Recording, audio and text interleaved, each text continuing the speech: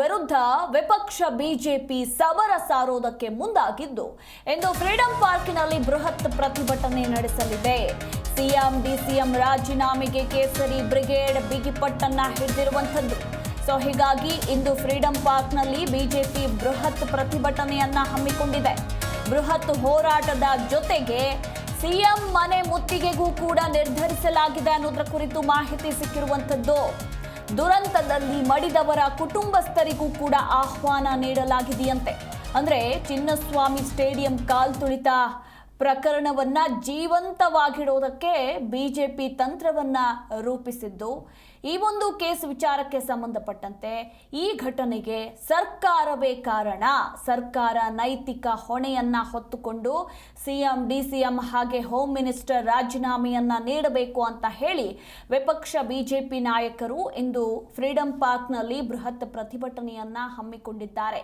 ಇನ್ನು ಮೃತರ ಕುಟುಂಬಸ್ಥರನ್ನೂ ಕೂಡ ಜೊತೆಗೆ ಕರೆತಂದು ಸರ್ಕಾರಕ್ಕೆ ಮುಜುಗರ ಸೃಷ್ಟಿಗೂ ಕೂಡ ಬಿಜೆಪಿ ಇಲ್ಲಿ ಪ್ಲಾನ್ ಅನ್ನ ಮಾಡಿರುವಂತದ್ದು. ಇನ್ನು ಹೋರಾಟದ ಬಳಿಕ ರಾಜ್ಯಪಾಲರಿಗೆ ದೂರನ್ನ ನೀಡಲಿದ್ದಾರೆ ಅನ್ನೋದರ ಕುರಿತು ಮಾಹಿತಿ ಸಿಕ್ಕಿದೆ. ಚಿನ್ನಸ್ವಾಮಿ ಸ್ಟೇಡಿಯಂ ಬಳಿ ನಡೆದಂತಹ ಕಾಲ್ತುಳಿತ ಪ್ರಕರಣ ವಿಚಾರಕ್ಕೆ ಸಂಬಂಧಪಟ್ಟಂತೆ ಆರ್ಸಿಬಿ ಅಭಿಮಾನಿಗಳು 11 ಮಂದಿ ಅಭಿಮಾನಿಗಳು ಸಾವನ್ನಪ್ತಾರೆ. ಇನ್ನು ಇದೇ ವಿಚಾರದಲ್ಲಿ ಸರ್ಕಾರ ಪೊಲೀಸರನ್ನ ಅಮಾನತು ಮಾಡುತ್ತೆ.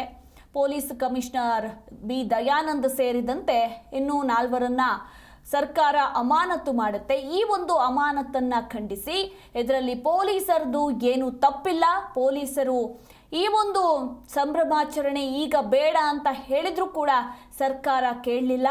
ಹೀಗಾಗಿ ಸರ್ಕಾರವೇ ನೈತಿಕ ಹೊಣೆಯನ್ನ ಹೊತ್ತು ಸಿಎಂ ಡಿಸಿಎಂ ರಾಜೀನಾಮೆಯನ್ನ ನೀಡಬೇಕು ಅಂತ ಹೇಳಿ ಇಂದು ಬೃಹತ್ ಹೋರಾಟವನ್ನ ನಡೆಸೋದಕ್ಕೆ ವಿಪಕ್ಷ ಬಿಜೆಪಿ ನಾಯಕರು ಸಿದ್ಧತೆಗಳನ್ನು ನಡೆಸಿಕೊಂಡಿದ್ದಾರೆ.